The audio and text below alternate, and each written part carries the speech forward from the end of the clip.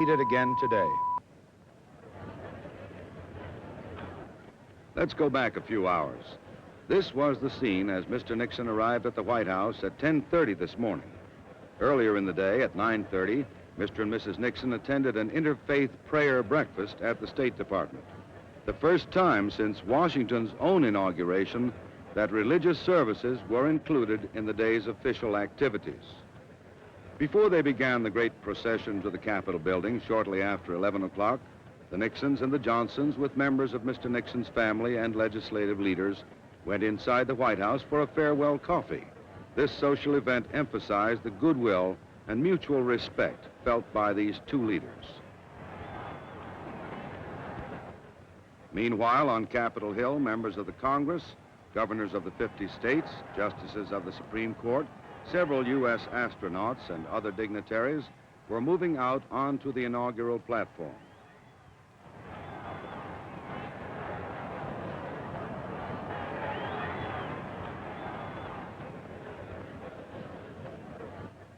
Now, Mr. Johnson and Mr. Nixon, along with Vice President Hubert Humphrey and Vice President-elect Spiro T. Agnew, are coming out of the White House for the procession to the Capitol.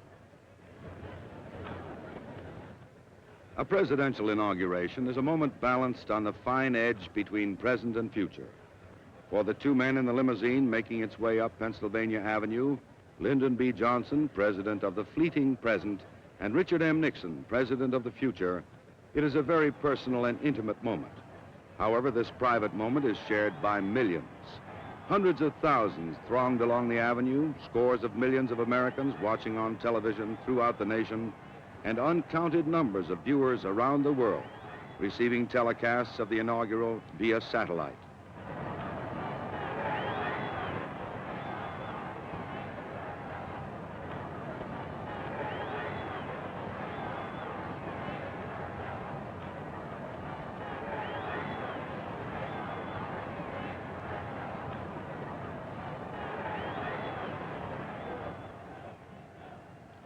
And now we see that the presidential procession is arriving at Capitol Hill to begin the ceremonies.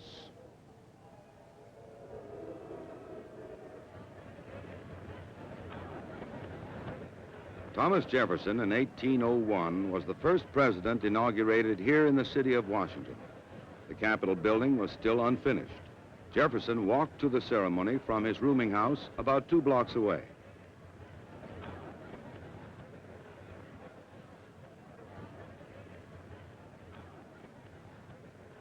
Insofar as the Constitution is concerned, the beginning and end of the inauguration is a 35-word oath of office.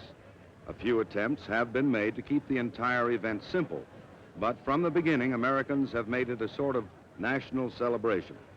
Second-term inaugurals are often less flamboyant, but the first-term changing of presidents is the closest American approximation of a national pageant.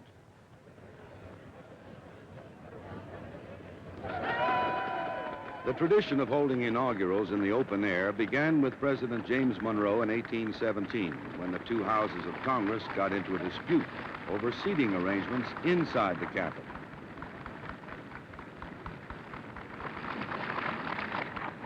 Mr. Nixon is coming out of the Capitol onto the inaugural platform. He is the last to make an appearance. President Johnson and the other guests and participants are already there.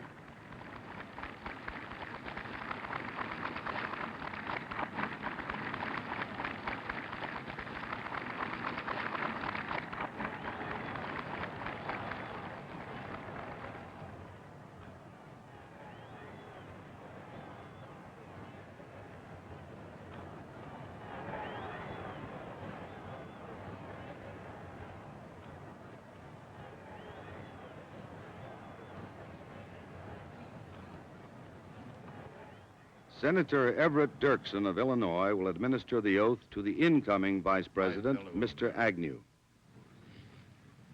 It is my honor and my privilege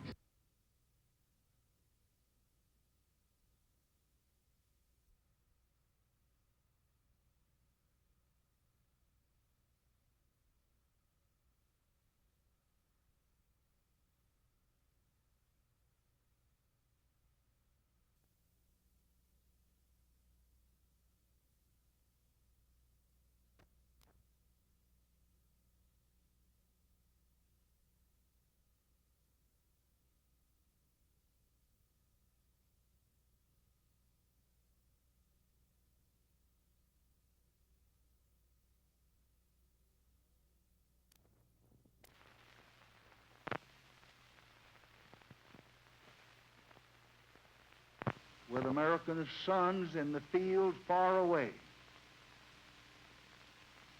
with America's future under challenge right here at home, with our hopes and the world's hopes for peace and the balance every day, I do not believe that I should devote an hour or a day of my time to any personal partisan causes or to any duties other than the awesome duties of this office, the presidency of your country.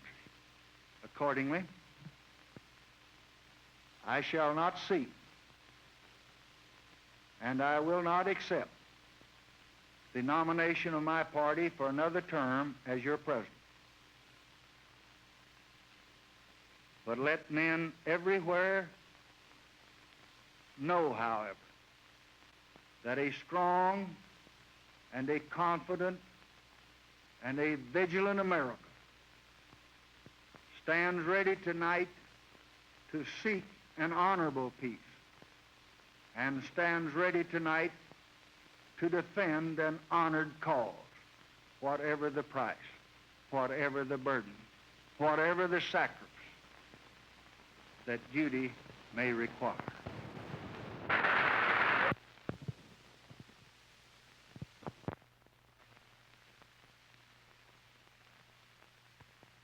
Yeah, I do not want to get in a debate on a foreign policy meeting in Manila with a chronic campaigner like Mr. Nixon.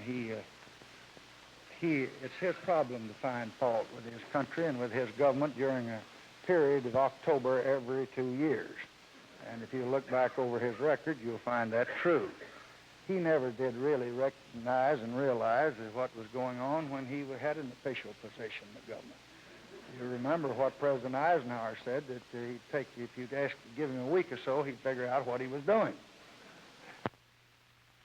Aggression, infiltration, the violence ceases. Not a nation there wants to keep occupying troops in South Vietnam, and Mr. Nixon doesn't serve his country well by trying to leave that kind of impression and hope that he can pick up a precinct or two or a ward or two. Mr. Davis. Do John Fitzgerald Kennedy do solemnly swear I, John Fitzgerald Kennedy, do solemnly swear that you will faithfully execute the office of President of the United States that I will faithfully execute the office of President of the United States and will, to the best of your ability, and will, to the best of my ability, preserve, protect, and defend the Constitution of the United States. preserve, protect, and defend the Constitution of the United States. So help you God. So help me God.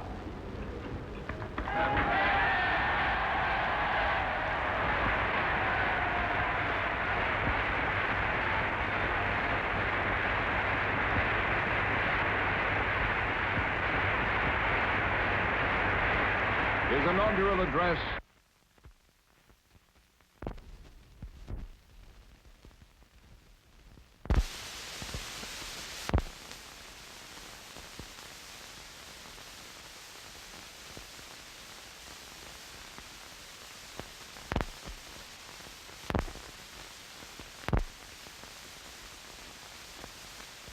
It's too early to judge the record.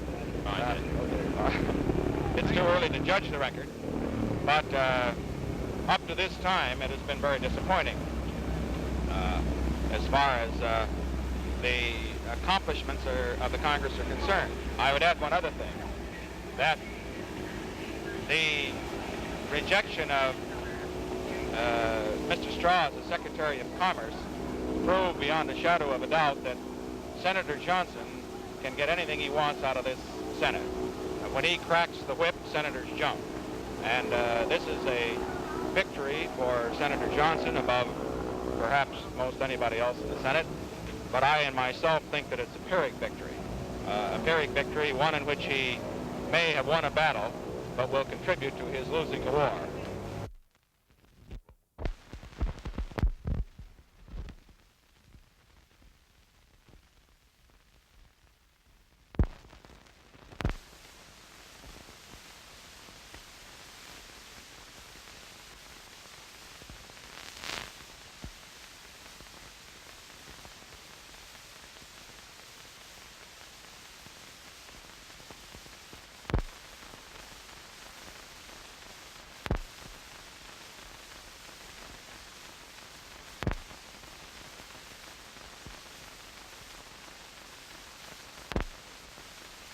And it has been well-deserved. Well-deserved because by your visit, you have made us stronger, as you have made your own nation stronger. And you have also strengthened the will of all free peoples in the cause of peace and freedom to which your nation and our nation is devoted. Au revoir, Washington, aimable et magnifique capitale. Au revoir, Monsieur le Vice-président.